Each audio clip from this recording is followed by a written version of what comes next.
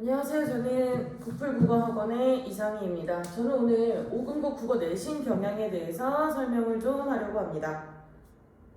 먼저 차례부터 보시겠습니다. 자, 첫 번째는 일단 내신 유형과 범위에 대해서 분석을 좀 해봤고요. 자, 두 번째는 5금고 국어 내신의 특징 그리고 그 방향성. 자, 어떤 방향성이냐면 5금고만의 어떤 특징을 가지고 그들이 공부해야 될 방향을 제시하려고 합니다. 자, 그리고 중간고사 대비 방법, 그리고 마지막으로는 국풀국어만의 차별화된 시스템에 대해서 소개하려고 합니다. 자, 일단 연도별 문제 유형을 보면 보통 2020년에는 한 30문항, 2021년은 28문항, 자, 2022년에도 28문항 정도가 출제가 됐는데 크게 변화는 없습니다. 서답형이 한 4, 5문제 정도 되고 객관식이 25, 23, 24 이 정도가 되는데 일단 배점된 부분이 조금 달라지긴 했습니다. 2020년과 2021년에는 서답형 20점, 객관식이 80점이었는데 자, 2022년에는 서답형이 10점, 그리고 객관식이 90점으로 배점이 좀 높아졌습니다. 자, 시험 범위를 좀 봤는데요. 원래 5금고는 시험 범위 양이 좀 많습니다. 자, 그런데 2020년에는 조금 다른 연도보다는 좀 적습니다. 자, 일단 전부 문항만 들어갔고요. 자, 특이하게 이 해에는 필독서 책이 있어서 자, 당신들의 천국이라는 책을 읽고 두 지문에 해당하는 내용이 이제 출제가 됐습니다. 자, 한 부분은 이제 지문 없이 풀어야 하는 문제가 나왔고, 자, 그 다음 부분에서는 이제 지문은 줬지만 책을 읽지 않으면 풀 수 없는 그런 문제들로 구성이 되어 있었습니다. 자, 2021년부터는 이제 다른 부분이 좀 들어가는데요. 자, 일단은 화법, 그리고 저번에는 없었던 등남운동장 이야기라는 부분이 좀 출제가 됩니다. 자, 그리고 그 전보다는 조금 더 많아졌는데요. 일단은 이제 문학 부분이 계속해서 출제가 됩니다. 자, 2022년에는 2021년과 동일하지만 한 부분이 더 추가가 됩니다. 자, 소통하는 글쓰기라고 하는 장문 내용이 이제 포함이 됩니다. 유형을 보시면 2020년은 올 전부 다 문학이기 때문에 자, 100점 전체가 다 30문항, 문학만 출제가 됩니다. 자, 그리고 21년도에는 문학 23문항, 화작이 5문항 정도가 출제가 되고요. 자, 83점, 17점 정도의 비율이 보입니다. 자, 그리고 2022년에는 문학이 19문항이 나왔고요. 자, 화작에 해당하는 문제가 9문제가 이제 출제가 됐는데 배점도 자, 문학에서 69점 많이 이제 적어졌고요. 자, 화작에서 9문항인데 31점 정도를 차지하고 있습니다. 자, 경향을 보자면 원래 5금고가 문학 작품을 굉장히 양을 많이 해서 내는 학교로 유명합니다. 자, 2020년에는 교과서에서 한 8지문, 외부에서 2지문 정도가 출제가 됐고요. 자, 요때만 특별하게 필독서가 많이 출제됐습니다. 심지어 9문제 정도가 출제가 됐는데요. 자, 지문 없이 출제된 그런 문제가 있었고, 자, 그리고 그냥 문제가 나오는 게 아니라 지문이 있고, 그 다음에 문제가 나오고, 그 다음에 보기가 주어지면 그것과 관련해서 풀어야 하는 문제들이 많이 출제가 됐습니다. 자, 그래서 요 해에는 교과서 내용과 함께 필독서까지 꼼꼼하게 준비를 했어야 합니다. 자, 2021년에는 문학은 교과서에서 10지문, 외부에서 1지문, 자, 화작은 교과서에서 딱 1지문이 나왔는데 5금은 지문 길이가 굉장히 길어요. 자, 그리고 시험 범위 양이 엄청나기 때문에 준비하는데 좀 까다로운 부분이 있습니다. 자, 그리고 선달을 이루고 있는 그 선택지들이 조금 다른 학교에 비해서 좀 까다롭다? 문학 부분에서 정말 꼼꼼하게 공부하지 않으면 놓치기 쉬운 그런 것들로 구성이 되어 있고요. 수능형 문제가 필수로 출제되고 있습니다. 자, 그 다음에 2022년에는 교과서에서 문학이 한 9지문, 외부에서 3지문 정도가 출제가 됐고, 화작은 교과서에서 2지문이 출제가 됐습니다. 자, 그 전보다 계속해서 많아지고 있습니다. 시험 범위가. 자, 그리고 지문의 길이는 더 길어지고 있습니다. 자, 그래서 완벽하게 숙지되지 않으면 시험 볼 때 시간이 조금 부족한 경우도 있었습니다. 외부 지문과 엮인 문제가 좀 많이 나왔고요. 난도가 계속해서 높아지고 있는 상황입니다.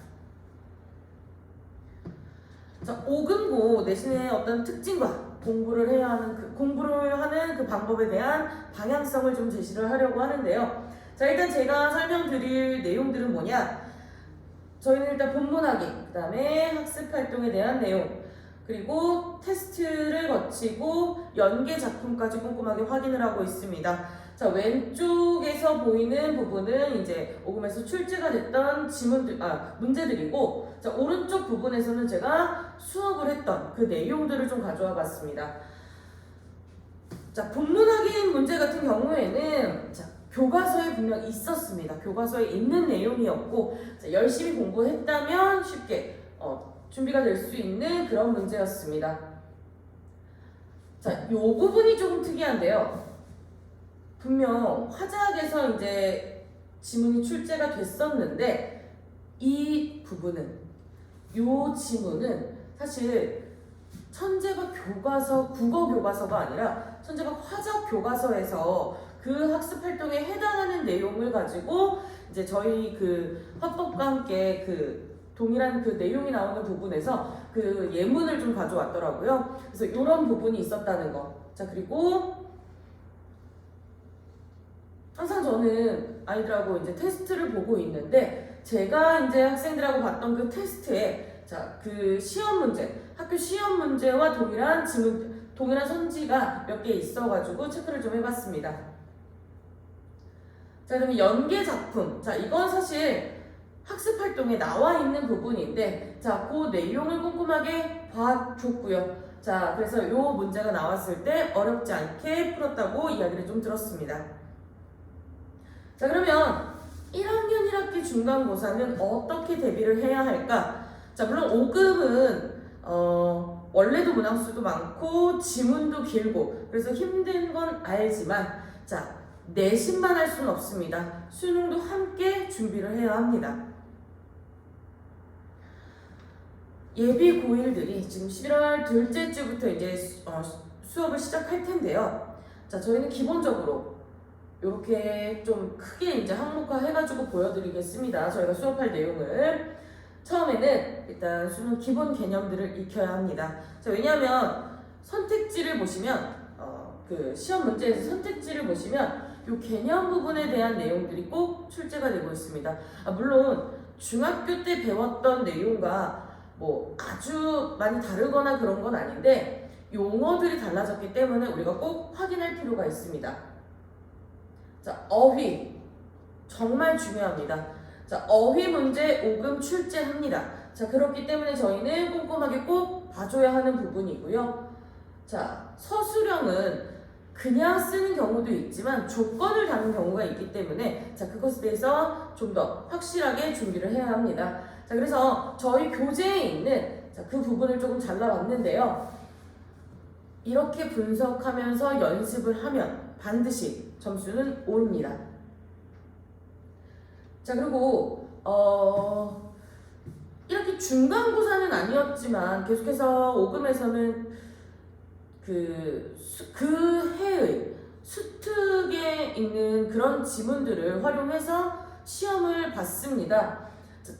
지금 현재 선생님들은 그러지 않으시는 분들도 있다고 하는데 지금 현재 고3인 학생들 그 해에는 계속 매년 수특 지문을 활용해서 이제 시험을 봤었기 때문에 자, 그리고 모의고사형 문제가 계속해서 출제가 되고 있기 때문에 자, 모의고사 정리 꼼꼼하게 철저하게 해야 합니다.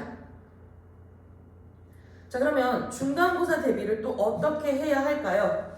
자, 일단 철저한 관리가 토대가 돼야 됩니다. 이 철저한 관리는 자, 저희 테스트, 자, 그 다음에 클리닉, 그 다음에 상담, 그리고 자료. 자, 복습 테스트는 매주 시험이 있습니다. 자, 그리고 목표 점수가 있고 거기 그 점수에 이제 미달하는 학생들은 남아서 이제 시험을 보든가 아니면 주중에 와서 시험을 다시 봐야 하고요. 자, 자, 이 주중 클리닉은 뭐 시험만 보느냐 그게 아니라 부족한 부분에 대해서도 질문할 수 있고 또 부족한 부분과 함께 좀 더 알고 싶은 내용에 대한 질문들도 가능한 시간입니다. 자, 모든 학생들이 주중 클리닉을 받아야 하느냐? 맞다고 봅니다. 클리닉 시간에 열심히 하는 친구들, 뭐 남아가지고 더 안 할 거고 뭐 그 주중에 와서 할게요. 자, 그렇게 미루는 내용 말고 자, 클리닉으로 와서 좀 더 알고 싶은 내용에 대해서 공부를 하는 학생들, 질문을 많이 하는 학생들, 자, 반드시 성적 올라갑니다. 자, 그리고 개별 상담은 학생들이 원하는 경우에는 그것에 맞춰서 이제 상담을 해주는 편이고요. 아니면 제가 먼저 이제 질문을 해봐서 이 부분에 대해서는 이 친구가 조금 부족하다, 아니면 이 부분에 대해서 이해가 조금 덜 된 것 같다 싶을 때 제가 따로 이제 부르는 경우가 있습니다. 물론 이제 학생들이 너무 바쁘다 보니까 바로바로 이제 학원으로 들어올 수 없는 경우가 있는데요. 클리닉 시간을 잡고도 못 오는 경우, 자, 저는 카톡, 문자, 줌 다 이용합니다. 자, 줌으로 새벽까지도 질문을 받아봤고요. 뭐 수업이 조금 더 듣고 싶다라고 하는 학생들에게는 줌으로 조금 더 수업을 해준 적도 있고, 자, 아니면 저희는 항상 그 동영상 촬영을 해놓기 때문에 자, 그 부분에 대해서 복습할 수 있게 항상 영상을 제공하고 있습니다. 자, 그리고 손필기 자료. 아까 말씀드렸듯이 오금은 양이 좀 많습니다. 자, 그리고 선생님들끼리의 어떤 필기가 그 학교 선생님분들께서 이제 해주시는 필기 내용이 좀 다른 경우가 많아서 자, 그 부분을 전부 취합해서 자, 한꺼번에 깔끔하게 손필기 자료로 제공하고 있습니다. 자, 이 부분은 이제 양이 너무 많기 때문에 그걸 다 들고 다니면서 공부하기는 좀 힘들 것 같고, 제가 한눈에 볼 수 있게 정리를 한 다음에 이제 학생들이 공부를 할 수 있도록 돕는 그런 자료입니다.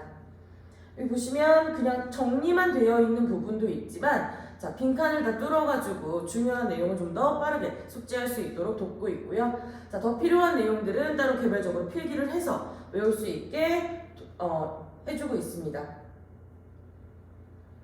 자, 이건 정말 제가 학생들에게 제공했던 손필기 자료를 조금 가져왔는데, 자, 문학 엄청난 양의 필기를 해주시는 선생님들도 계시더라고요. 자, 그래서 그런 부분, 자, 그리고 뭐 다른 반에서 빠져있는 부분들, 자, 그 부분들까지 다 취합을 해서 한꺼번에 볼 수 있게 준비를 했습니다. 자, 그리고 이 부분은 이제 독서 지문인데, 자, 독서 지문도 선생님들마다 조금씩 다른 경우가 있어서 한꺼번에 다 이렇게 깔끔하게 필기를 해서 학생들에게 보여주고 있습니다. 자, 마지막으로 저희는 항상 수업이 끝난 후에 부모님들께 문자를 보내고 있습니다. 자, 그 문자에는 학생들마다 내용은 다를 거예요. 왜냐하면 이제 과제를 어떻게 해왔는지에 대한 결과도 이제 보내야 하고요. 자, 그 다음에 테스트. 모든 학생이 동일하지 않기 때문에 내용이 다 달라질 수 있습니다. 자, 그리고 목표 점수는 그 주에 제가 내는 문제가 얼마나 되느냐에 따라서 다르기 때문에 목표 점수는 거의 뭐 80% 정도를 넘어야 된다라고는 말씀을 드릴 수 있지만 개수가 몇 개인지는 정확하게 말씀을 드릴 수가 좀 없네요. 자, 그래서 그 점수에 이제 미치지 못하는 경우에는 주중에 클리닉 시간을 잡아서 같이 공부할 수 있게 부르고 있고요. 자, 그 다음에 이번 주 수업에서 어떤 내용을 진행했는지 그런 내용과 함께 자, 이번 주에 과제 내용까지 안내를 하고 있습니다. 자, 더 궁금하신 사항이 있으면은 어머님들께서 저한테 연락을 편하게 주실 수 있게 자, 다시 이제 제 번호로 이제 문자를 보내고 있고요. 오늘 설명에서 더 궁금하신 내용이 있으면 학원으로 문의를 주시면 더 깔끔하게 답변을 드리겠습니다. 감사합니다.